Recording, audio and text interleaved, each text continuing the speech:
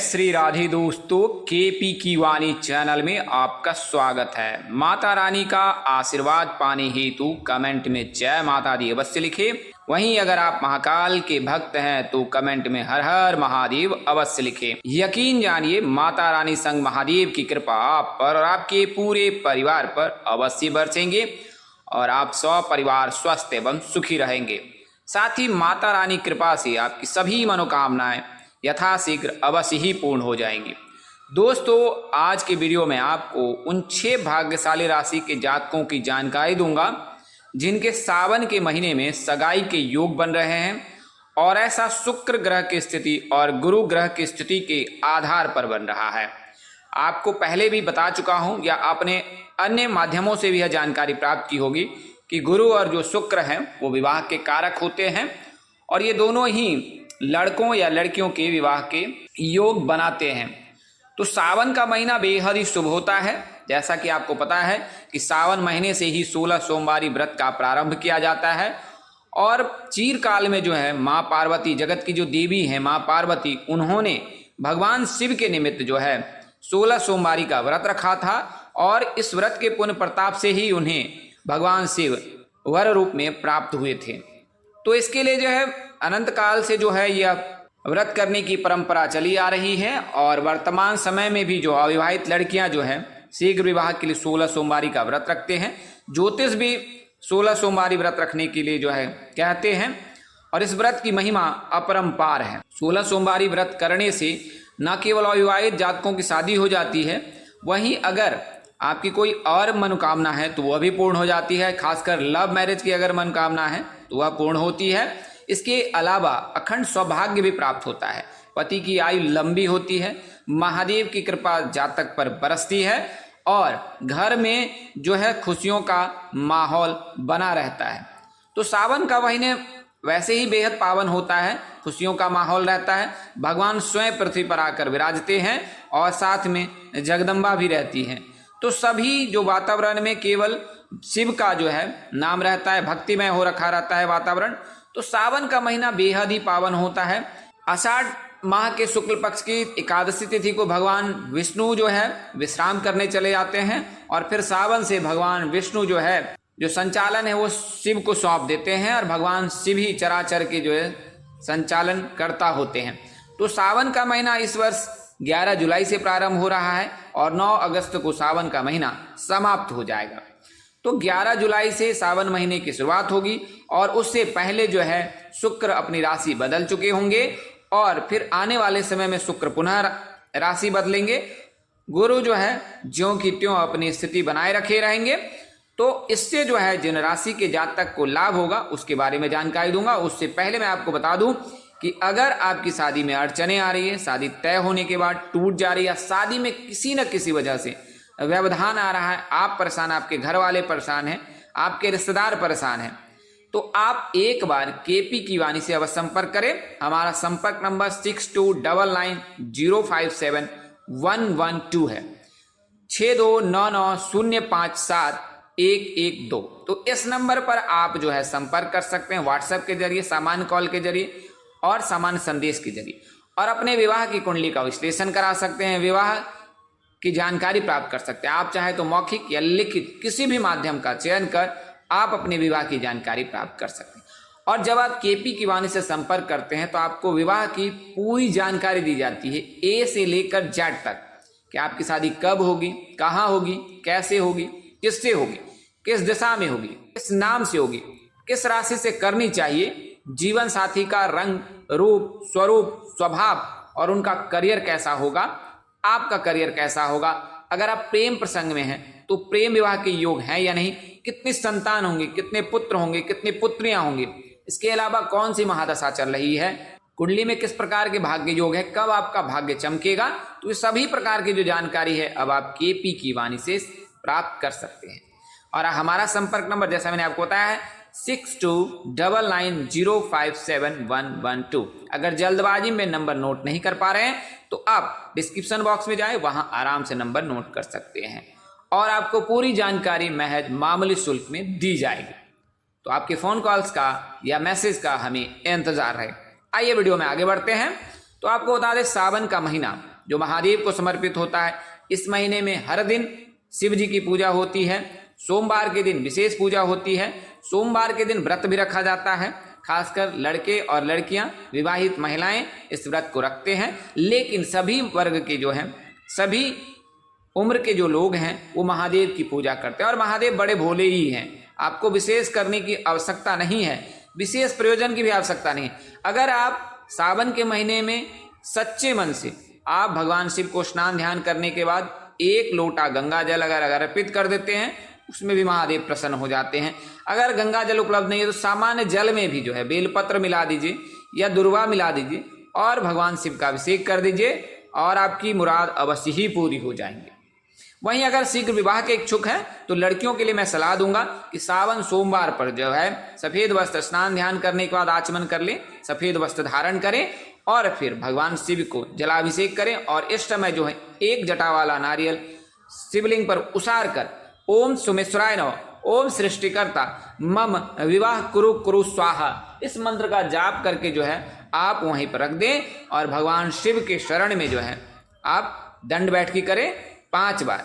ऐसा करने से महादेव की कृपा आप पर अवश्य बरसेंगे और 1 चुटकी सिंदूर जो है माँ जगदम्बा, जगत की जो देवी है, जगत जननी आदि शक्ति है, उनके चरणों में अर्पित कर दें। अवश्य आपकी मनोकामना अवश्य ही पूर्ण होंगे। और अगर आप प्रेम विवाह के इच्छुक हैं तो आप कच्चे दूध से भगवान शिव का अभिषेक करें। सावन सोमवार पर सावन के महीने में ओम क्लीम कृष्णाय नमः इस मंत्र का भी जाप कर सकते हैं। इस मंत्र के जाप से जो है आपकी लव मैरिज की संभावना अवश्य ही बन जाएगी। इसके लिए आप जो है व्हाट्सएप मैसेज कर सकते हैं और मंत्र मंगा सकते हैं। आइए मैं आपको प्लैनेट सिचुएशन यानी कि ग्रहों की स्थिति बता रहा हूं कि किस प्रकार रहने वाला है। तो जैसा कि आपको मैंने बताया है पूर्व में कि देवगुरु बृहस्पति इस समय सावन के महीने में मिथुन राशि में ही गोचर करेंगे, रहेंगे, उपस्थित रहेंगे। बात करें शुक्र की तो शुक्र जो है वो 29 जून को जो है ये गोचर कर जाएंगे वृषभ राशि में और फिर इस राशि में रहने के बाद फिर 26 जुलाई को ये गोचर कर जाएंगे मिथुन राशि में। तो 2 बार ये राशि परिवर्तन करेंगे, एक सावन से पहले और एक सावन के मध्य। तो 26 जुलाई को जो है ये सावन के दौरान राशि परिवर्तन करेंगे। शुक्र जो है लड़कों के विवाह के कारक होते हैं। शुक्र जो है प्रेम, विवाह, सुख, शोहरत आदि के कारक होते हैं। तो शुक्र के राशि परिवर्तन से जो है जिन राशि के जातक के विवाह के योग बनेंगे और गुरु की स्थिति से जिन जातक के विवाह के योग हैं उसकी जानकारी मैं आपको देने जा रहा हूं। वैसे आप शीघ्र विवाह के लिए क्या कर सकते हैं? शीघ्र विवाह के लिए जैसे मैंने आपको बताया महादेव की पूजा कीजिए सावन के महीने में, आपको अवश्य लाभ होगा। आइए अब मैं उन राशियों के बारे में विस्तार से बता देता हूँ। तो पहली राशि वृषभ है, क्योंकि वृषभ राशि में ही शुक्र का गोचर होगा, शुक्र का लगन रहेगा। तो आपके लिए शुभ योग रहेगा कि सावन महीने में आपके सगाई के योग बनेंगे अगर आप वृषभ राशि के जातक हैं। वृषभ राशि के जो भी जातक होते हैं उनके नाम BUV से होता है और अधिकतम आयु जो है विवाह की वो 29 वर्ष होता है। 23 वर्ष से विवाह के योग बनने लगते हैं। तो 23 वर्ष से लेकर 29 वर्ष के मध्य जो भी जातक हैं वृषभ राशि के उनके लिए शुभ योग है। हालांकि आपको बता दी कि अगर कुंडली में किसी प्रकार का कोई दोष है तो उसका निवारण अवश्य करा ले। अगर निवारण नहीं कराते हैं तो फिर विवाह में बाधा आ सकती है। तो आपको करना क्या है? शिव जी की पूजा उपासना करनी है। आपके जो राशि स्वामी शुक्रदेव हैं, आराध्या जो है जगत की देवी माँ पार्वती हैं, उनकी पूजा उपासना कीजिए सावन के महीने में। और बात करें नाम अक्षर की तो THP नाम के जातक से विवाह के योग बन रहे हैं।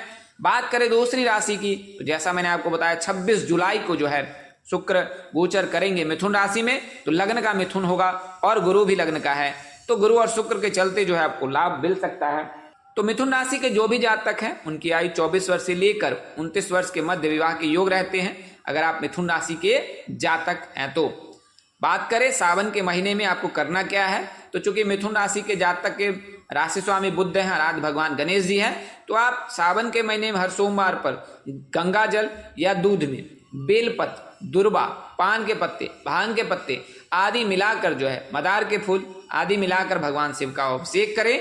ओम सृष्टिकर्ता मम विवाह कुरु कुरु स्वाहा। सृष्टि के जो कर्ता हैं वो भगवान शिव हैं और वो बिगड़ी बनाते हैं और भाग्य बदलते भी हैं। तो आप इसका अवश्य ही ध्यान रखें और इन चीज़ों से भगवान शिव का अभिषेक करें, आपका कल्याण होगा।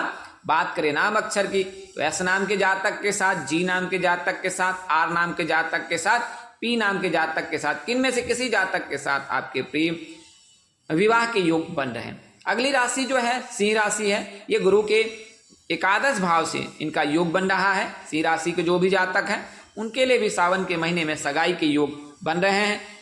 सावन के महीने में आपके लिए रिश्ते भी आ सकते हैं, रिश्ते की बातचीत भी हो सकती है।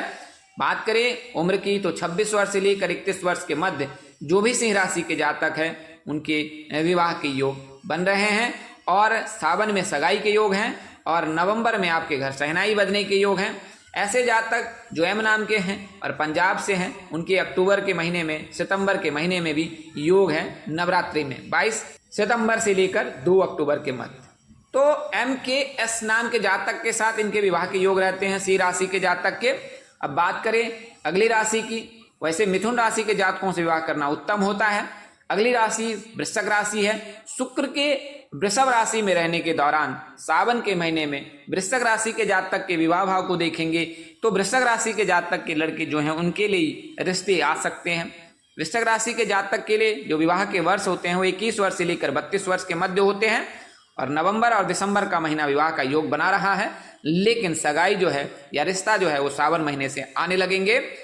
आपके जो है करना क्या है, हर शुक्रवार और सोमवार को दिन जो है गंगा जल में इत्र और सुगंध मिलाकर भगवान शिव का अभिषेक करना है, आपको अवश्य ही लाभ मिल सकता है।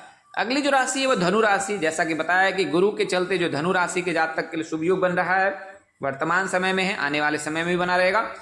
और इसके अलावा जब जेमिनी में यानी कि मिथुन में जब इसका गोचर होगा शुक्र का, तो उस दौरान भी जो धनु राशि के जातक के लिए शुभ योग बनाएगा। तो सावन के महीने में आपके लिए शुभ समय है।